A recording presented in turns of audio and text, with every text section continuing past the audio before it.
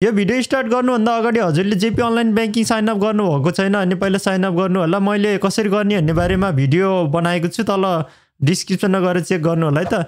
JP एकाउन्टबाट deposit गर्ने भने तपाईँले पैसा हालिसकेपछि रिपोर्ट गर्नुपर्ने हुन्छ, अनि मात्र पल्ल तपाईँको स्माइल एपमा चाहिँ पैसा देखाउँछ है त। कसैलाई कन्फ्युज पनि हुनसक्छ भनेर मैले यस्तै यो भिडियो बनाएको छु है। यदि तपाईँले मलाई पहिलोचोटि देख्दै हुनुहुन्छ भने मेरो नाम चाहिँ अर्जुन पुन हो। मैले यस्तै ट्युटोरियल भिडियोहरू बनाउने गर्दछु है। अनि मनपर्छ भने तपाईँलाई सब्सक्राइब टु माई च्यानल है, सो द्याट मैले यस्तै भिडियो बनाउनमा अझै टाइम खर्चेको भन्दै ब्याक टु पोइन्ट है।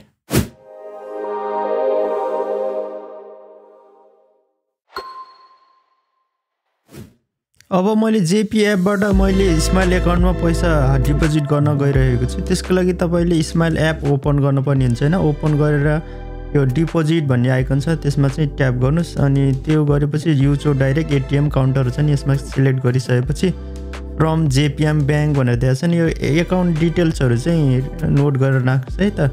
त्यसपछि तपाईँ युज एपमा सिलेक्ट गर्नुहोस्, अनि सोकिङ ओसिआरमा चाहिँ सिलेक्ट गर्नुहोस्, अनि त्यसपछि युचो गिङको आतेनी सोकिङ सुरुमा चाहिँ सिलेक्ट गर्नुहोस् है त।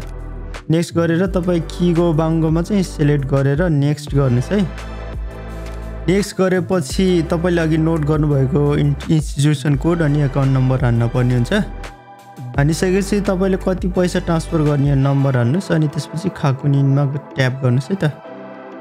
त्यसपछि तल रेजिस्टर अरेतो भनेर देखाएको हुन्छ, यो भनेको एकाउन्ट होल्डर नेम हो है, यो स्माइलको एकदम मिल्न पर्ने हुन्छ। त्यसपछि यो तलको ब्याङ्क त्यतिकै छोडिदिएर नेक्स्ट ट्याप गरिदिनुहोस् है त।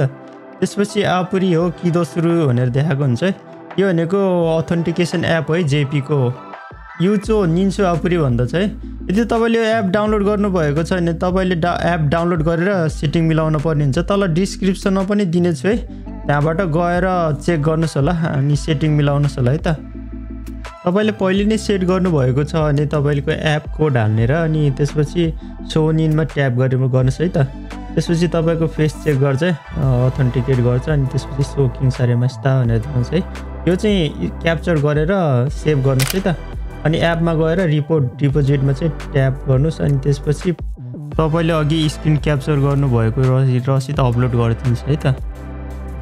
अनि त्यसपछि तपाईँले कति एमाउन्ट हाल्नुभएको थियो ठ्याक्कै एक्ज्याक्ट एमाउन्ट लेखेर डन गरिदिनुहोस् है। रिपोर्ट डिपोजिटमा ट्याप गरिदिनुहोस् है त। डिपोजिट लगभग 15 देखि 20 मिनटभित्र भइसक्छ है। यदि धेरै टाइम लाग्यो भने तपाईँले च्याटमा गएर रिपोर्ट गर्न सक्नुहुन्छ होइन।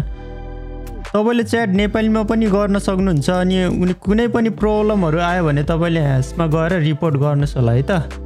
मेरो भिडियो कस्तो लाग्यो, मन पर्यो भने लाइक शेयर सब्सक्राइब गरिदिनुहोस् होला। अनि अर्को भिडियो नआइन्जेलसम्म सबैजनालाई नमस्ते।